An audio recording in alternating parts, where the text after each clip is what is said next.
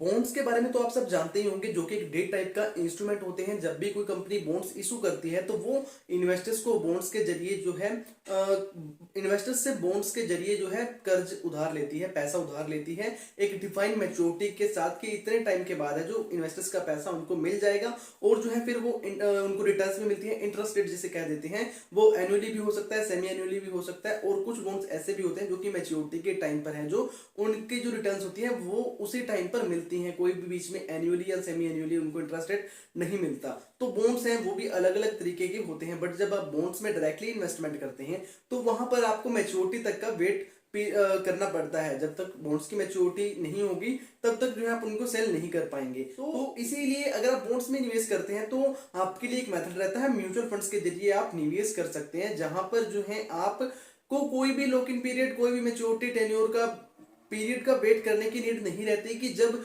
Bonds की maturity होगी तभी आप निकल पाएंगे। आप म्यूचुअल फंड्स में जब निवेश करते हैं तो आप कभी भी अपनी यूनिट्स को वहां से रिडीम कर सकते हैं। तो ठीक, और आज के भी इस वीडियो में हम बात करने वाले हैं एक न्यू डेट फंड एनएफओ के बारे में, जो कि 22 नवंबर 2021 को सब्सक्रिप्शन के लिए ओपन हो रहा है। फंड का जो नाम है टाटा कॉर्पोरेट बॉन्ड फंड है।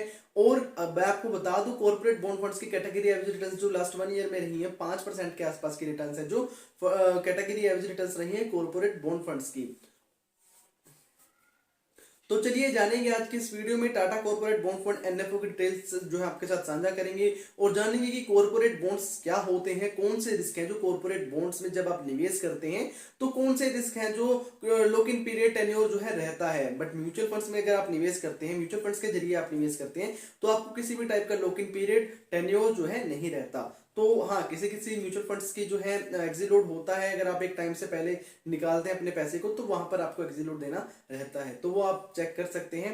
पहले हम बात करते हैं कॉर्पोरेट बॉन्ड्स के बारे में। कॉर्पोरेट बॉन्ड्स कोई भी कंपनी इशू करती है और उसके जरिए जो इन्वेस्टर्स से वो पैसा उधार लेती है एक टाइम पीरियड के लिए, और जब उनकी मैच्योरिटी कंप्लीट होने वाली होती है, टेन्योर कंप्लीट होने वाला होता है, जो सिक्योरिटीज इशू की जाती है गवर्नमेंट कंपनी की तरफ से इन्वेस्टर्स को, यानी कि बॉन्ड्स जो है पेपर्स के रूप में या फिर आपको मिल जाते हैं एज ए सिक्योरिटी के रूप में कि आपके पास है जो कंपनी के इतने बॉन्ड्स हैं, और टेन्योर के टाइम में वो आपको दिखा के जो आपका पैसा वापस मिल जाता है। तो कंपनी जब टेन्योर पूरा हो जाता है तो कंपनी इंटरेस्ट के समेत जो है आपको पैसा वापस लुटा देती है।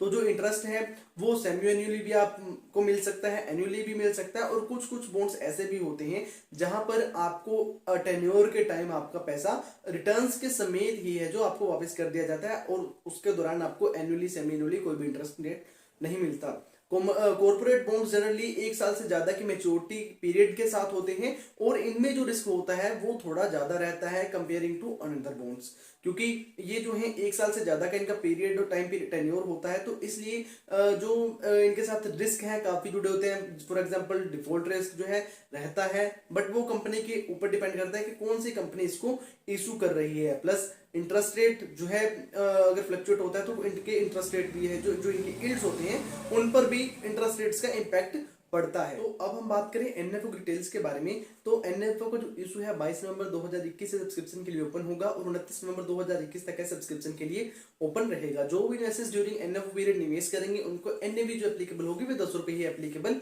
होगी। स्कीम में मिनिमम लमसम इन्वेस्टमेंट आप 5000 रुपीज कर सकते हैं ड्यूरिंग एनएफओ पीरियड। अभिषेक संथालिया जी इस स्कीम को मैनेज करेंगे, और जो स्कीम में एग्जिलोड रहेगा, कोई भी एग्जिलोड कोई भी चार्जेस जो है आपको देने की नहीं है, कभी भी आप अपनी यूनिट्स को रिडीम कर सकते हैं। और स्कीम का जो बेंचमार्क रहेगा क्रिजिल कॉर्पोरेट बॉन्ड फंड इंडेक्स, इस स्कीम का बेंचमार्क रहेगा। स्कीम में जो रिस्क रहेगा मॉडरेट रिस्क रहेगा। और अगर हम बात करें स्कीम के इन्वेस्टमेंट ऑब्जेक्टिव के बारे में, तो स्कीम का जो इन्वेस्टमेंट ऑब्जेक्टिव है वो रिटर्न जनरेट करना है over short to medium term by investing in corporate debt instruments, यानी कि कॉर्पोरेट डेट इंस्ट्रूमेंट्स में निवेश करके शॉर्ट टू मीडियम टर्म में रिटर्न्स को जनरेट करना स्कीम का इन्वेस्टमेंट ऑब्जेक्टिव है। जैसा कि आपको पता है कि देयर इज नो एश्योरेंस और any guarantee that scheme investment objective is achieve और not, because mutual fund investments are subject to market risk. तो निवेश करने से पहले आप स्कीम के इन्वेस्टमेंट ऑब्जेक्टिव को ही मत चेक करना कि स्कीम का इन्वेस्टमेंट ऑब्जेक्टिव है तो वो अचीव होगा ही होगा। और अगर हम बात करें कुछ फंड्स के बारे में, कॉर्पोरेट बॉन्ड फंड्स के बारे में, उनकी 1 ईयर की रिटर्न्स के बारे में, तो फ्रैंकलिन कॉर्पोरेट बॉन्ड फंड ने 1 ईयर में रिटर्न्स डिलीवर की हैं। 9.10% की रिटर्न्स है जो 1 ईयर में डिलीवर की हैं।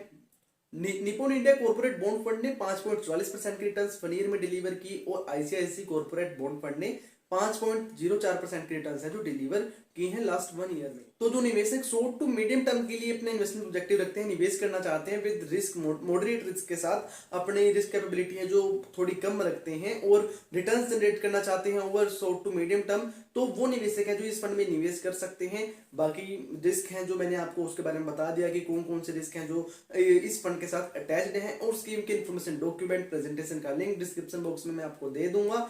निवेश करने से पहले आप एक बार उनको जरूर अच्छे से रीड कीजिए, उसके बाद ही आप निवेश कीजिए। और निवेश करने से पहले अपने फाइनेंशियल एडवाइजर से जरूर सलाह ले लीजिए, उनके कहने पर ही निवेश कीजिए। बात करूं वहीं पर, अगर वीडियो में दी गई इन्फॉर्मेशन आपको अच्छी लगी हो तो वीडियो को लाइक करके कीजिएगा और चैनल को सब्सक्राइब कर दीजिए।